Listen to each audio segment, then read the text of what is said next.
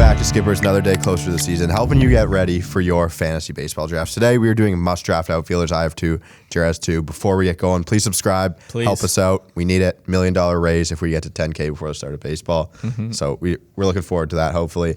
And then, as well, join the Discord. Have some fun in there. Get to know us. We'll talk to you. Jeremy, not so much. I'll be in there for sure, though. I'll be in there. Don't worry. I'll be in there. All right, Jerry, your first guy. My first guy, going to our Toronto Blue Jays, George Springer. We were both kind of shocked when we saw that he was going in the 5th round. Obviously, a very talented outfielder with a big bat. Hits the ball hard, always been a home run type guy. Kind of a rare, you don't see it very often because he usually hits leadoff and he can hit for power. I feel like the Jays are going to keep him at leadoff, but I could see them playing around a little bit with him.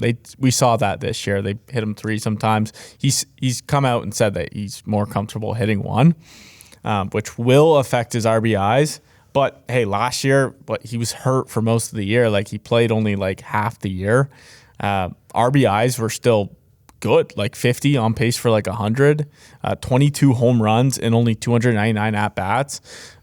Like he was on pace to surpass Bo Bichette in home runs, and he was going to be like very close in RBIs, but he had a better on-base percentage, better slugging percentage, and better OPS than Bo Bichette. And Bo Bichette's getting drafted 5th overall right now. It's a huge gap between Bo and George Springer. I think the only question here is, can George Springer stay healthy? And if he can, and you draft him in the 5th round, you have a huge advantage in your fantasy baseball leagues. I think that's why you get the discount, is because people are worried about injury concerns. And it's like Aaron Judge last year, Carlos Correa, guys who were previously injured before, and hey, they stay healthy and they have sick years.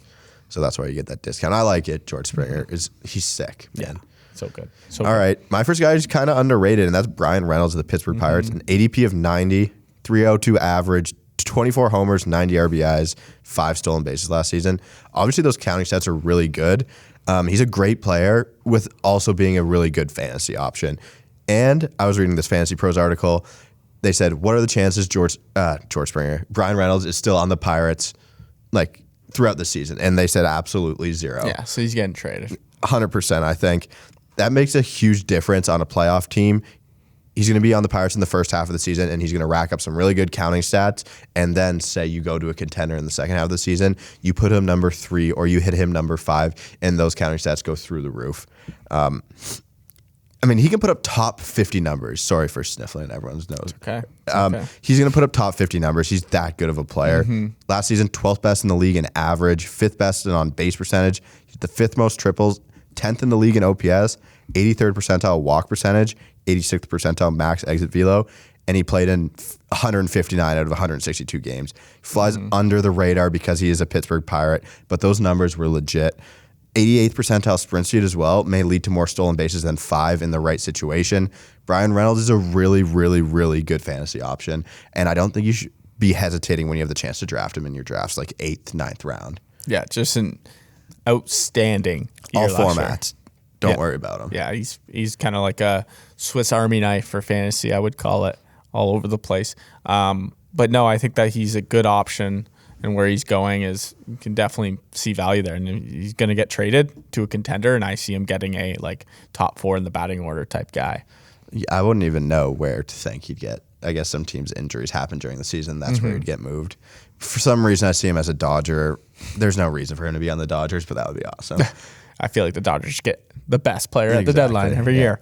I'm going with Chris Bryant. He'll give you, is he first base, third base, and outfield? I have no clue. I think that he's just third base and outfield, but I could be wrong. He might have first base eligibility in some leagues.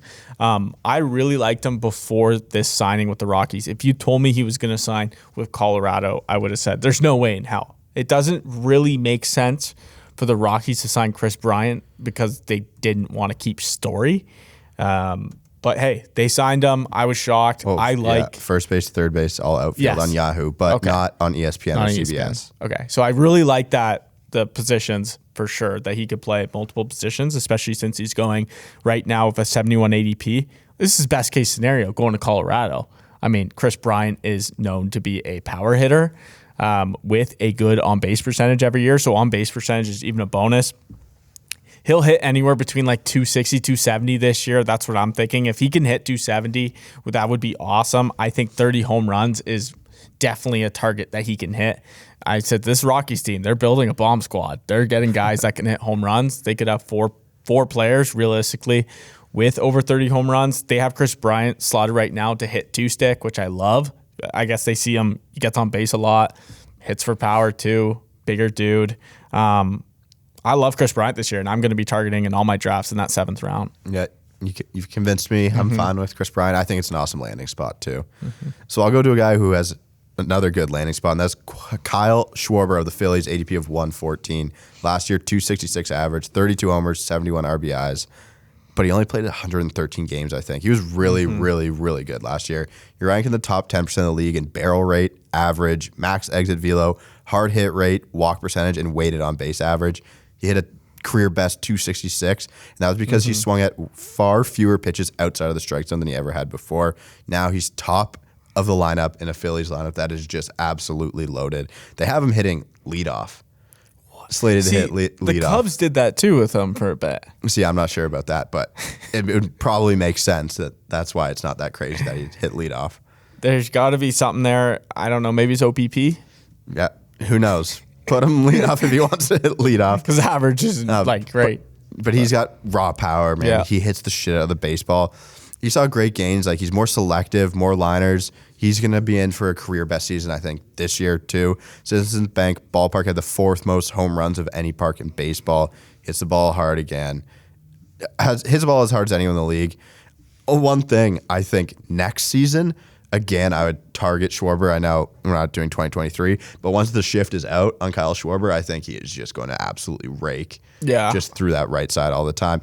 I think he's going to DH a lot this season, which, hey, Kyle Schwarber's not that great defensively. Some players might hurt them. Look at Eugenio Suarez last year. He moved to shortstop. Kind of all the defensive stuff, I think, fucked with him at bat-wise. So maybe Kyle Schwarber, it's like, hey, buddy, you're David Ortiz for the Philadelphia Phillies now. Just go out there and mash baseballs. And I think that could be best-case scenario for Kyle Schwarber. Let's say, 40 homers, 100 RBIs is like his ceiling here. Like, that's how good he can be, and I don't think it's out of the realm of possibilities. For a guy with an ADP of 114, you give that to me every time. Yeah, it's a strong ADP. Obviously, a lot of teams want a Schwarber for good reason.